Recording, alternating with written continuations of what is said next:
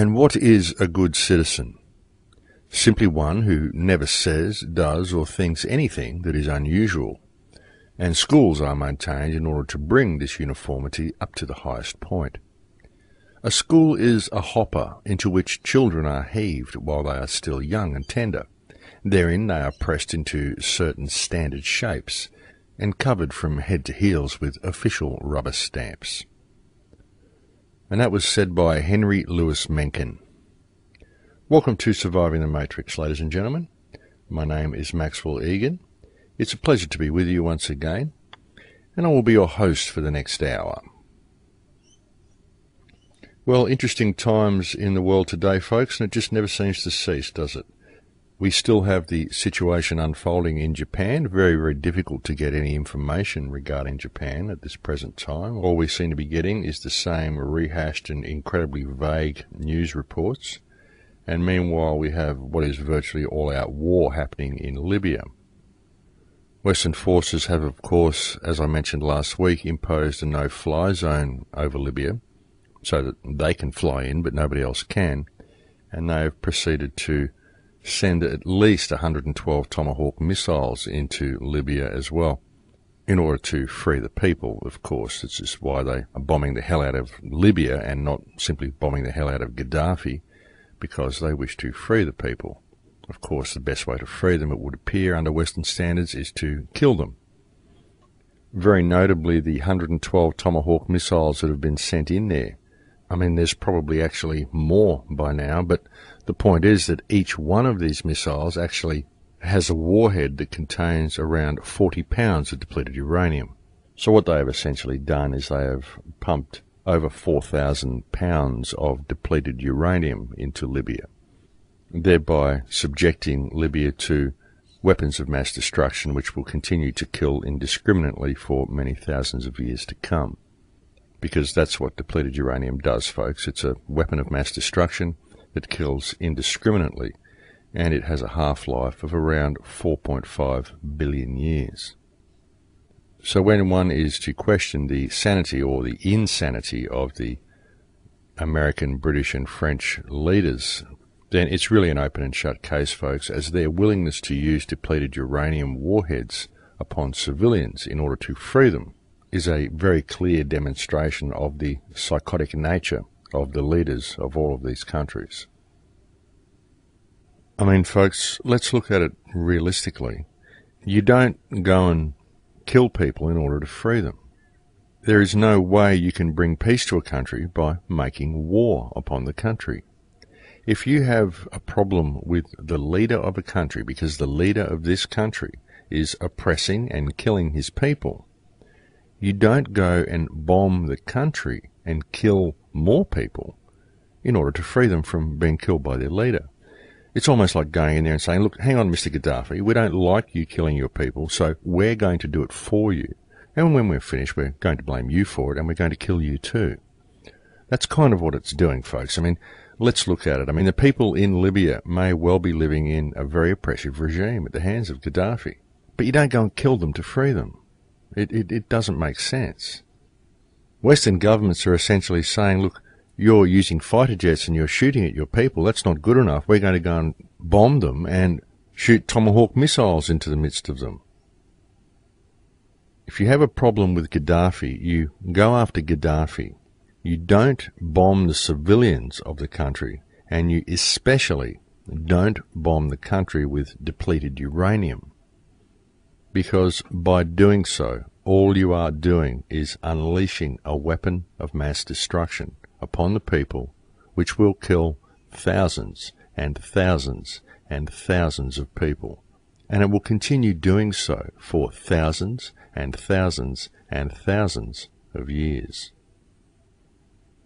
By doing what is being done to Libya at this present time by Western forces, regardless of whether Gaddafi is oppressing his people or not, the leaders of all the countries involved, and even the UN countries who support it, are carrying out what is essentially an act of environmental vandalism and mass murder that will stain the earth for centuries to come.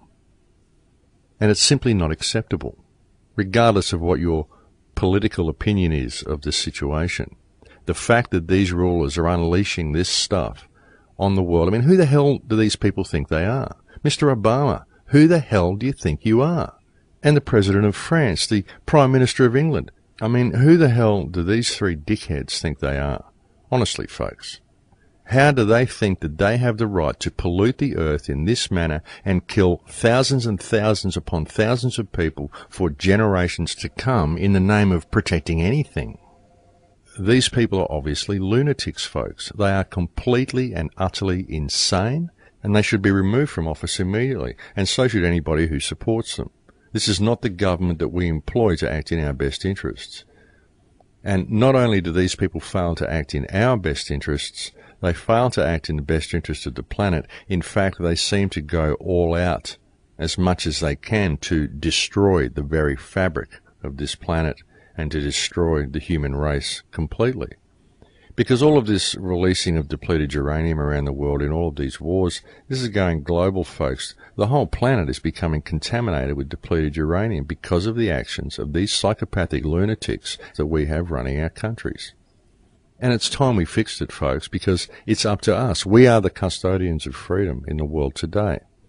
Don't look to the government. The government isn't going to save you. America and the Western forces aren't going to save Libya. In fact, they're going to destroy Libya. And this is being done by the same corporate cartel that is running the rest of the planet, folks. This corporate cartel has control over all of our countries via the government. And so we need to institute honest government. We need to rout out this corporate control, this fake monetary system, and this need to pollute and destroy the earth. We need to rout this out of government, folks. We need to institute honest governments. And it's time that the people stood up and did it. It really is. And the police really need to wake up to themselves and come to the party on this as well, because they have to live on this planet too. And they're not going to have a planet to live on if they allow their governments to continue along the psychotic path that they are currently treading. And that's exactly what it is, folks. There's no other way you can view the decisions that are made by these leaders.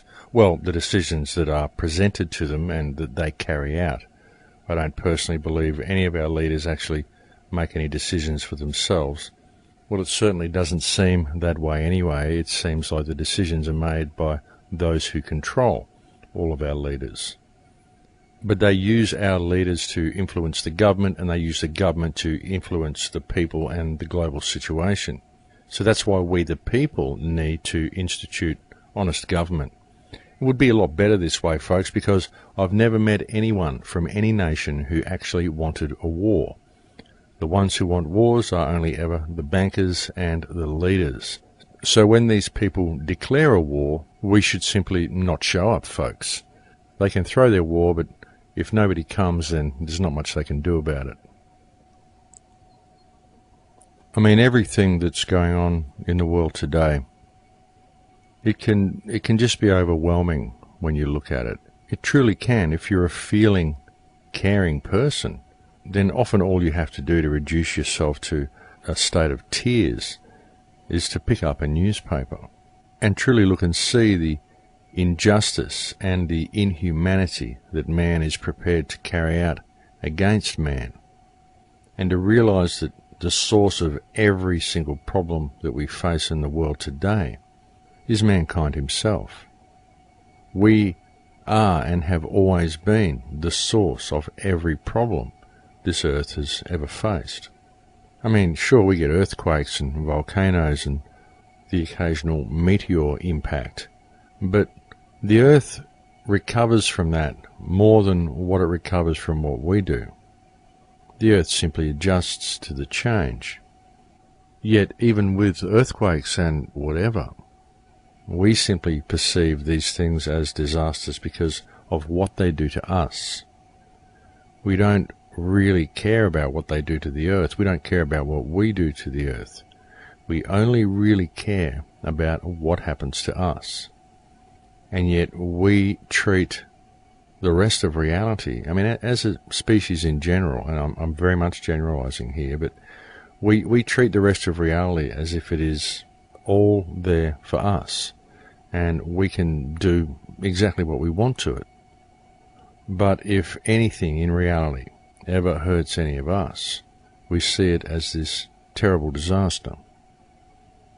It's a very interesting dynamic and a very interesting observation when you truly understand what man's place in reality is, and then you look at the way we attach values to things and what we attach our values to. Personally, what I believe we should attach value to, well, I believe we should attach value to life itself. I believe that we should attach value to the experience, and we should attach this value in all of life's experiences. I was talking to someone the other day, and I was explaining to them that everything in their life is perfect. Everything that's happening in the world is perfect. And this may seem like a strange thing to say, but it's all perfect because it's the experience that we are supposed to experience. Each of us is supposed to experience everything that we do experience. And through this experience, we get offered choices all the way through it. We get offered opportunities to choose one path over another path. And the experience that we have is wholly dependent upon the choices that we make.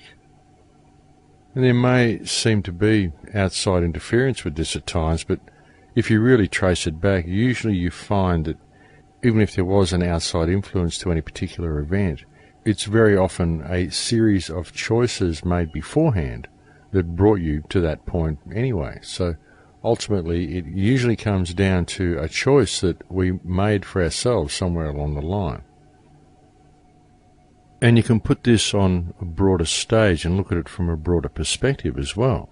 Because when you look at all of the problems that we face in the world, from the things that our governments do and from the failure of humanity itself to address the corruption and the insanity of our governments, this is happening because of a choice, again, that we made.